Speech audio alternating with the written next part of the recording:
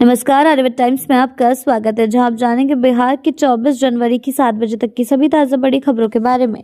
उससे पहले एक नजर सुर्खियों की ओर। बिहार कांग्रेस के 6 विधायक छोड़ेंगे पार्टी के साथ, दिल्ली में बैठक के बाद तस्वीर साफ। नवादा में मेडिकल प्रैक्टिशनरी की हत्या, 2 हिस्सों में काटा शव को जलाया, बिहार में बड़ा कांड। आयुष्मान भारत डिजिटल मिशन ने बिहार ने बनाया रिकॉर्ड, रैंकिंग में मिला पहला स्थान। मुंबई में बिहार भवन नहीं, प्रदेश में कैंसर अस्पताल चाहती है आरजेडी, सुधाकर सिंह बोले अगर सरकार।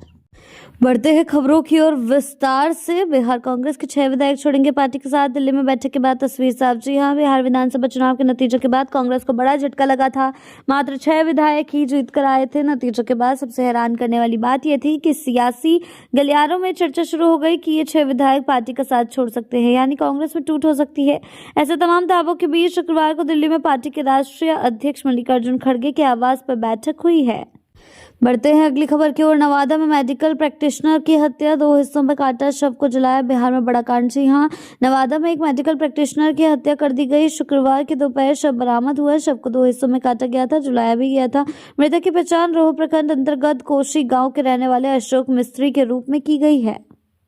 बढ़ते हैं अगली खबर की ओर। आयुष्मान भारत डिजिटल मिशन में बिहार ने बनाया रिकॉर्ड, रैंकिंग में मिला पहला स्थान। जी हां, बिहार को प्रदेश के सभी सरकारी स्वास्थ्य संस्थानों में आयुष्मान भारत डिजिटल मिशन के प्रभावी कार्यान्वयन के लिए राष्ट्रीय स्तर पर प्रथम स्थान दिया गया है। स्वास्थ्य विभाग ने शुक्रवार को ये जानकारी दी। ओडिशा की राजधानी भुवनेश्वर ने आयोजित राष्ट्रीय समीक्षा बैठक में ये घोषणा की गई है।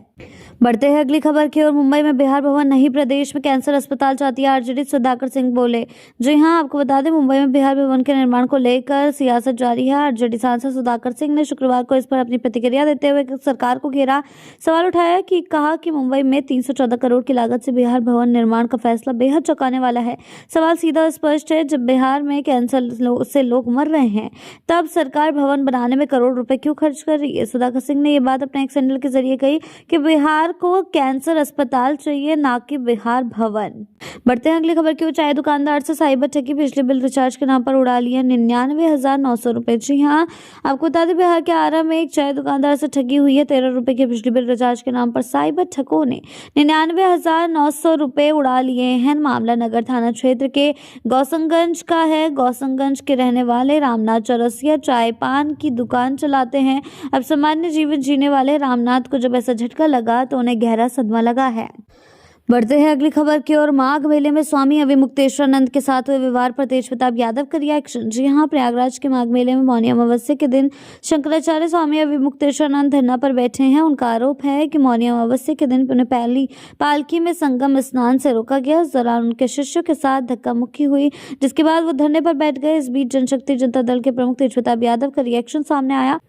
तेज प्रताप यादव ने कहा, शंकराचार्य आदरणीय पूजनीय हैं, उनके साथ जिस तरह से व्यवहार किया गया ये नहीं होना चाहिए था। संत साधु महात्मा ज्ञान का प्रकाश होते हैं, जिस तरीके से उनके साथ व्यवहार किया गया उसका जनशक्ति जनता दल विरोध करती है। बढ़ते हैं अगली खबर की ओर। तेजस्वी यादव की सुरक्षा घटने पर तेज प्रताप की प्रतिक्रिया। जी हां, बिहार में पूर्व डिप्टी सीएम तेजस्वी यादव को वाई श्रेणी की सुरक्षा मिली है। पहले उन्हें जेड सिक्योरिटी मिली थी, यानी उनकी सुरक्षा को घटा दिया गया। इस पर उनके बड़े भाई और जनशक्ति जनता दल के अध्यक्ष तेज प्रताप यादव की प्रतिक्रिया सामने आई। उन्होंने कहा है कि घटा दिया गया तो इसमें हम क्या कर सकते हैं, हमारे कहने से बढ़ थोड़ी जाएगा। इस प्रतिक्रिया के बाद सियासी गलियारों में माहौल और तेज हो गया है।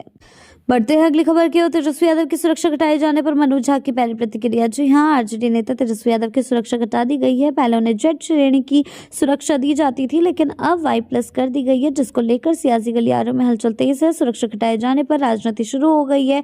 इसी बीच मनोज झा का भी कमेंट सामने आया है। लोकतंत्र में किसी भी सुरक्षा व्यवस्था सत्ता में बैठे लोगों की इच्छा और उनकी राजनीतिक प्राथमिकताओं पर नहीं चल सकती। किसी व्यक्ति की सुरक्षा बढ़ाना या घटाना पेशेवर खतरा मूल्यांकन, खुफिया इनपुट और नियमित समीक्षा पर आधारित होना चाहिए, ना कि राजनीतिक सुविधा पर। ऐसा बोलकर उन्होंने सरकार पर तंज कसा है।